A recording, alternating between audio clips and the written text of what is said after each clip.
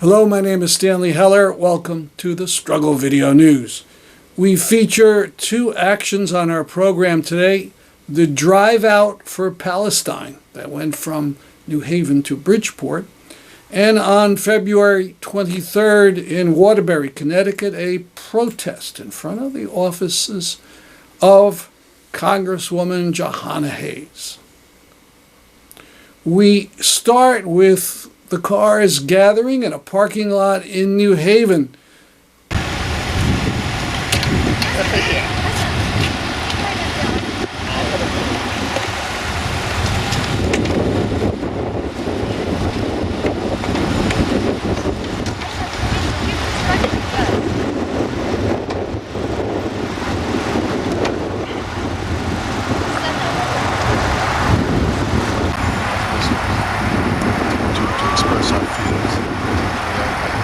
So would you care to give your name?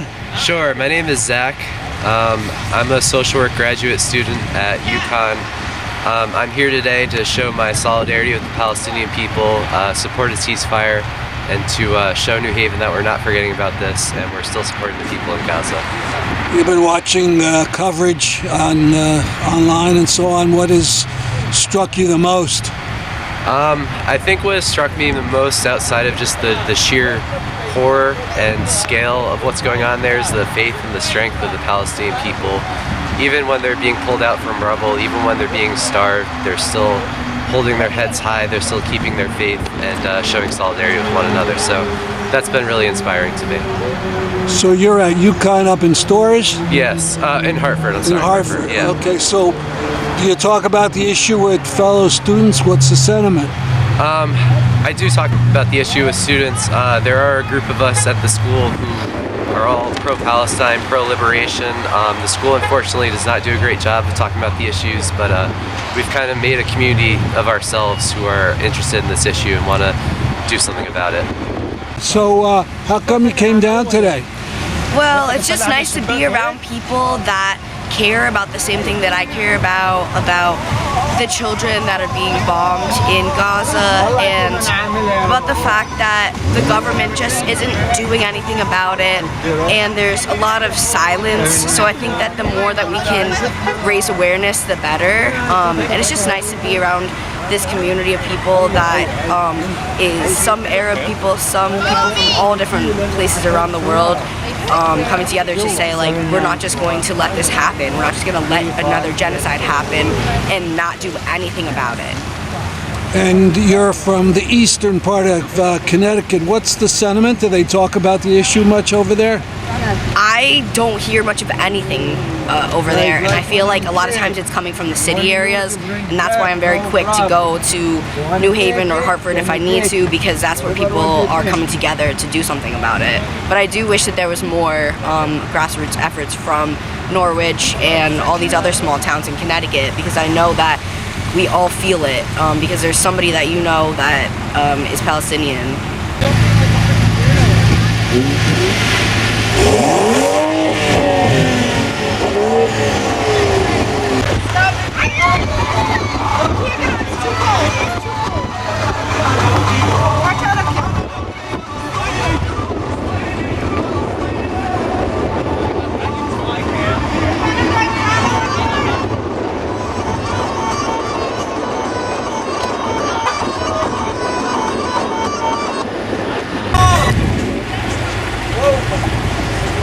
Then something like 60 cars drove out of the parking lot onto I-95, where they drove slowly and demonstrated for the Palestinian cause.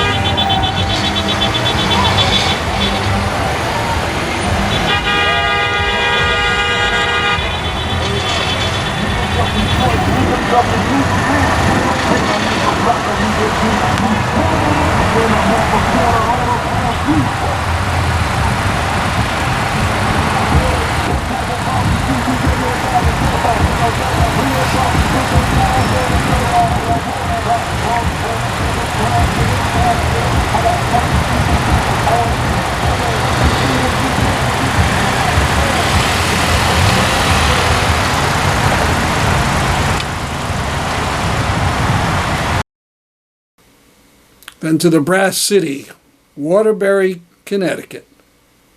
Good afternoon, Jahana Hayes, Congresswoman. Very disappointed with you. There's a terrible, terrible violence going on in Gaza. And you are voting to perpetuate it by sending millions of dollars to the Israeli army. So many thousands of children killed, women, innocent men. The whole situation, for 75 years, a scandal. But in particular, what's gone on in the last few months. If I was to tell anyone, let's say a year ago, that Israel would kill 10, 12,000 children in the coming year, you would have thought I was mad. No one would accept such a terrible crime. But it has happened in just a couple months, and it's continuing. If I had told you that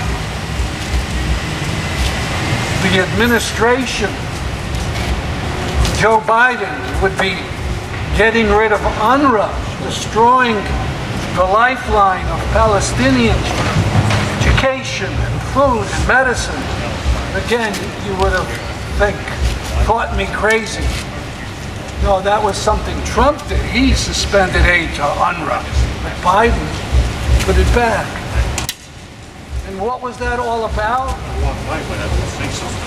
On the day that Israel was reprimanded, sanctioned, warned by the International Court of Justice that they were suspected of committing genocide. They had their PR stunt prepared, and they had sent a letter to UNRWA saying, we think 12 of your employees out of 13,000, 12 of your employees participated in some way in the attack.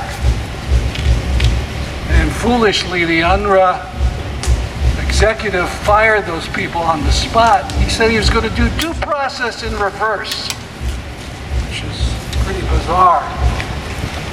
Fire them first and then see if there's evidence. But Biden was ready. He suspended aid to UNRWA. He convinced, or Blinken, the Secretary of State, convinced other countries to go along with this. They cut aid to UNRWA, and UNRWA said, hey, we're going to be out of funds by the end of February. It didn't melt their heart. But UNRWA is in trouble, and I have not heard a word from our Congresswoman about saving UNRWA. So we have, there's the sort of the sign with some of the demands. UNRWA, you see, is number 3 there. Number 1 is ceasefire. Israel, get out of Gaza, stop this horrible war. And number 2, for the people in Congress, and in our case, Jahana Hayes, to stop voting the billions to go to Israel for its war machine. You're committing genocide! You're committing genocide! Jahana Hayes, you can't hide! Jahana Hayes, you can't hide! You're committing genocide! You're committing genocide! Jahana Hayes, you can't hide! Jahana Hayes, you can't hide! You're committing genocide! You're committing genocide! What do you want? Ceasefire! When do you want it? Now! What do you want? Ceasefire!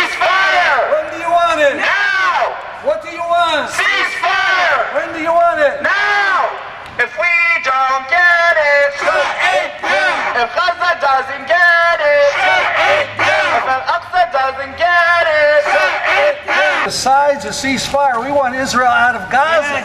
Yes. It's not just enough for them to stand around there. We've seen the plans. We've seen what the settlers and the state, which is totally behind the settlers, what they want. They want to take all of Gaza. Yes. They've had these big conferences. And when I say big, I mean 5,000 people in Jerusalem just a month ago, in which they said, look at the map. You don't see the names that you're used to. You're going to see the new names for all the settlements, the cities that we're going to build there. And they were asked, well, what about the Palestinians? They'll be out. They will leave. How? We will give them nothing. No food, no water. And so they'll be gone. Today, remarkably, there was an article in Haaretz, which is a big Israeli newspaper, and it was by a former Prime Minister of Israel, Ehud Olmert. This guy's not a dove, not a peaceful guy. He did his own war and his own war crimes. But he understands what's going on. This is a whole new level of horror and atrocity. And he says they're not just happy with a war in Gaza. They want it bigger. They want the whole West Bank. They want all the Palestinians out. And what he means by they is the government. He no longer has a governmental role, but he knows a lot of these people, and the ones that they call the far right, as if Netanyahu wasn't far right himself. But these are the guys who are messianic. They cherry pick parts of the Jewish religion, and they think that, this is the time the Messiah's coming, or maybe they're the lead troops of the Messiah, or some kind of messianic fantasy, and that war is good because it's leading to this sort of end times, and it's really sick. And Olmert, the former Prime Minister of Israel, warned against these people, and he said what they want is Armageddon, to use a Christian idea. And he says that's what these people want. So we got to be very concerned about this. So we don't want just ceasefire, we want Israel out of Gaza. What do you want? Israel out of Gaza. When do you want it? Now. What do you want? Israel out of Gaza. When do you want it? Now. I'm Suad. My family's actually, I have a lot of family in Gaza right now. Originally, my father, he's from Bismiyeh, which is a little town in Gaza. And actually last night, we sent in our group chat, but last night 45 members of our family were targeted and they died. 40 of them are still missing, they're under the rubble. But I think at least 20 are in the hospital right now, which is great. So I just want to say Allah Hamon. But I spoke at the Hamden Council meeting where they had the open forum for the resolution. And I would like to make a point. Yes, we need Israel out, but we also need aid there. Ramadan is starting in 2 weeks. It's in 2 weeks. And there's so many people that are dying of starvation. And if we don't have it, they're not even going to be able to survive the day. If we don't have any food or anything for them, they're not going to be able to survive. And I don't want to say that, I don't want to put it in the air, but we need something to happen. We can't just keep living like this, watching it on our screen. So please, vote no to stop the Ottawa, to kill it. That's all we need right now. Ceasefire. Ceasefire. Ceasefire now! Ceasefire now! Ceasefire now! Ceasefire now. Ceasefire now. Yeah, so like my sister said, last night actually, a building, it's Beit Yali, 4-story residential building, is inside of Palestine. When you have, it's 4 generations living in one house. And when they have kids, they build the floor. When they have kids, they build the floor. So just 4 generations. So I just wanted to let you know that we just got an update. Louis Fathayari was just extracted from under the rubble alive. There is a couple more people lost under the rubble. Aida Yari, Abdul Makki Yari, Mashad Yari, Muhammad Fathi Yari, and his 2 kids, Amal Abdul Makki. So there's also Muhammad Yusuf Yari inside of the hospital with a fractured skull. And there's many more martyrs on here, that names and stuff like that. But it was a targeted bomb, so it went when they were sleeping. It collapsed their entire building, and then there was two houses on the sides that also got damaged. But there was multiple Yaris hiding like over there from all over. I want to talk about one particular sign. We have 2 copies of it about a girl named Inab. In the Arab-speaking world, they know all about her. In the United States, we don't. But at the end of January, this 6-year-old girl, her family sent her to her aunt's house, and they were going to leave Gaza City, try to go to the safety of the south. And then the Red Crescent got a phone call that there's a tank there, do something. Now, what can the Red Crescent do? But they kept her on the line, they tried to talk, and then there was all kinds of gunfire. And the line went, silent.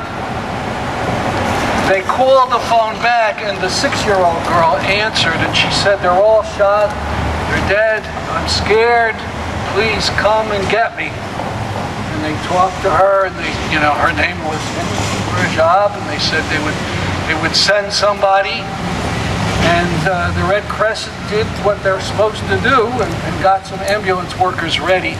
They even went to the Israelis.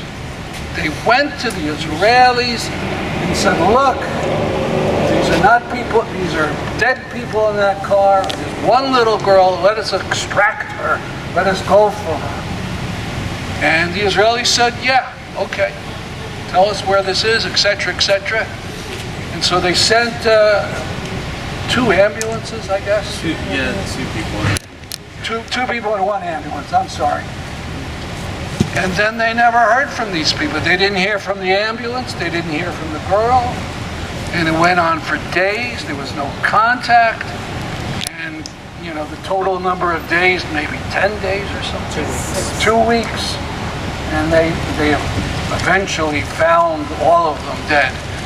The ambulance just a few yards away from the shot-up car. I mean, what a horrible thing. Every time media lies, Every time media lies, a neighborhood is less than a die. neighborhood in Gaza dies. Biden, you're a liar. Biden, you're a liar. We demand a ceasefire. We demand a ceasefire. Biden, you're a liar. Biden, you're a liar. We demand a ceasefire. We demand a ceasefire. 1, 2, 3, 4. Occupation no more. Occupation no more. Go ahead, sorry. 7, 8. 5, 6, 7, 8.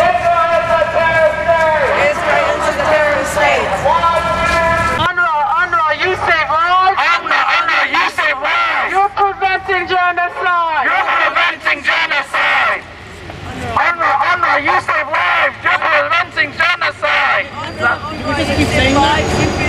going to be Ramadan on March 11th. So we're still going to come here to City Hall, and we're still going to shut things down by speeches after speeches and see what we can do to get this resolution on the board. Inshallah, hopefully by Ramadan, we can have a ceasefire. Inshallah, God willing. But if it doesn't happen, we're still going to fight for our people. So again, March 11th, we're calling for everyone. We're going to meet here at 5:15 and 6 o'clock. And I'm working behind the scenes with some elected officials who are really pushing this behind the scenes. Monday, February 26th, a Zoom panel from Ukraine to Palestine. Genocide is a crime. We'll be talking about Ukraine, Syria, which was the training ground for the Ukraine aggression, and of course Palestine. 6 p.m. Eastern. Easiest way to register is to go to peace.org. Second panel down is the link for registration. If they get Assange, then that's not power. They won't just thank themselves and close up shop. They will use the precedent that sets to go after more and more people. The levees will break, and it will be a huge nail in the coffin for investigative journalism, for any kind of publishing of information that state powers don't like.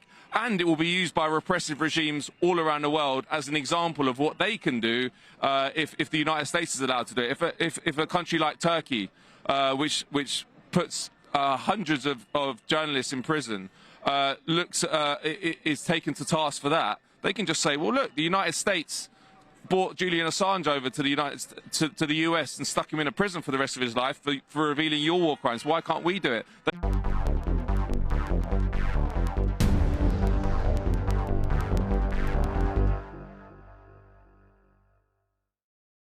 That's our program for today. Thanks for watching. See you next time on the Struggle Video News.